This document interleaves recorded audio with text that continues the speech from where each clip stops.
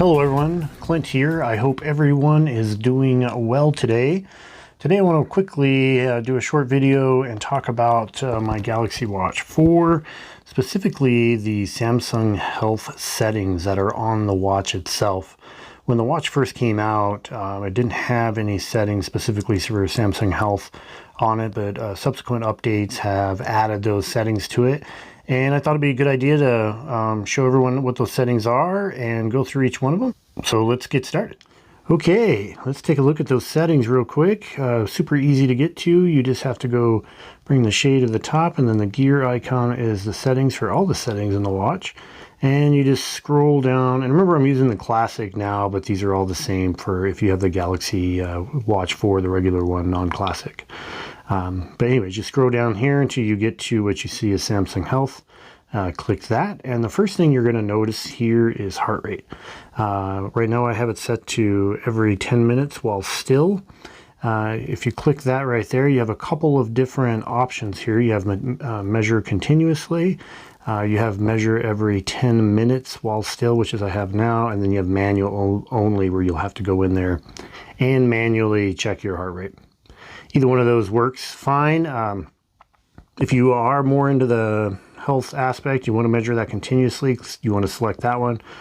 Otherwise, if you just want a general idea every 10 minutes, just select that one. And just remember that when you're in a workout, that one will continuously measure anyway. So to me, that's one of the more important places to get that continuous heart rate monitoring is in a workout. So keep scrolling down here, and then you have a heart rate alert section.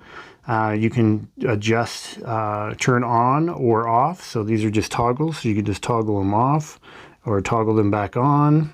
You get a alert when you turn them on. And here you can change what you want it to be. So right now it is 120. So anything above 120 beats per minute while you're resting will flag. And same thing for low heart rate. You can adjust that too, to where if it drops below a certain amount, it'll flag you. And it shows you here, alerts show after 10 minutes at rest above or below the levels you set. So you got to have 10 minutes of that heart rate before it gives you an alert. And that is the heart rate section. So we pop out of there, and now we go to the stress section. And the stress section is that stress measurement that Samsung watches have.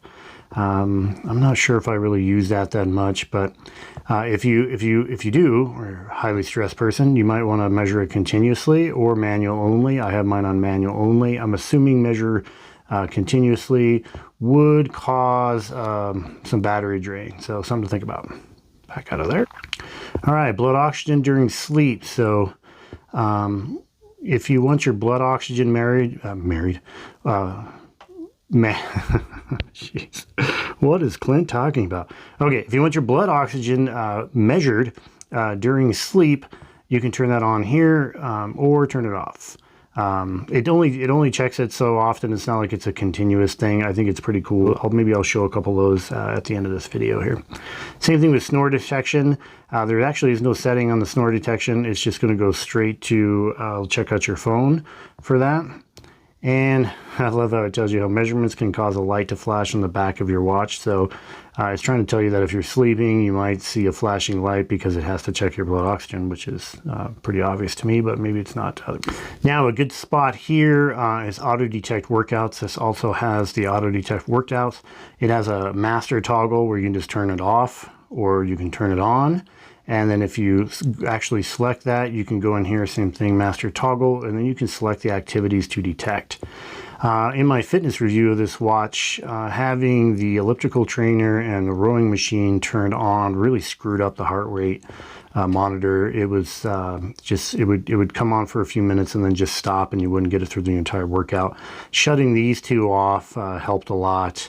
And of course, then I just shut off any one of these I don't use, but I still use walking and running sometimes, or you can just turn them all off if you don't even want it to pop up if you don't want to.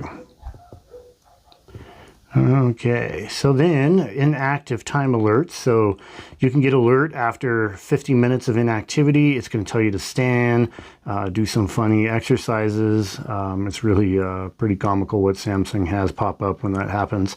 But you can turn these on or off. So this is where you turn them off. So if that bugs the heck out of you, yeah, just turn them off right there. Master toggle, no alerts, you'll be good. If you want to have an alert through a certain time of day, you can turn that on, and then you can select the date, and you can change the start time, and you can change the end time. These are the stock settings, by the way. And then you can pick the days of the week, and apparently it's cool if you sit down and do nothing on Saturday and Sunday, so that's a good idea. And so you can turn that off, turn it on, or adjust the time that you actually want it to work.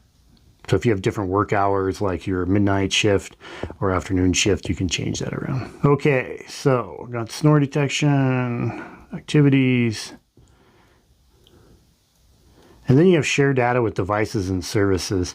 This right here is, you can, on your health platform, you can allow all, so if you have any kind of like extra software or something like that that you want to be able to share your, and this is a bug in the Galaxy, which I think is interesting. The bezel does not work in this one screen, and it seems like it's only this one screen, but anyways, you can allow each individual type of measurement, and you can allow it to talk to it.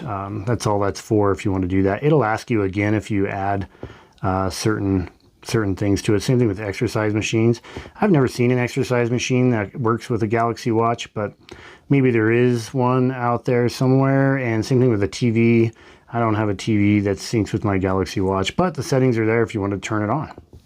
And that's the last setting. I'll show you real quickly what the Spo2 measurement while sleeping looks like, and the snore detection. Okay.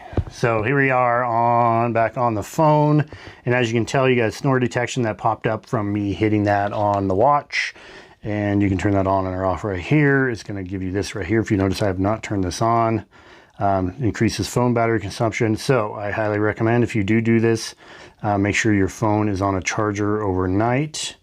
And then you have these settings here, which are not in the watch app itself. Okay, so here is a sleep record from Samsung Health, and it's your classic, gives you the sleep score, stages, sleep stages down here. That's the same, but here is what we were talking about, the blood oxygen during sleep. As you can see, I had a minimum of 91%, and if you click that, it actually will give you a graph of how it went throughout the night.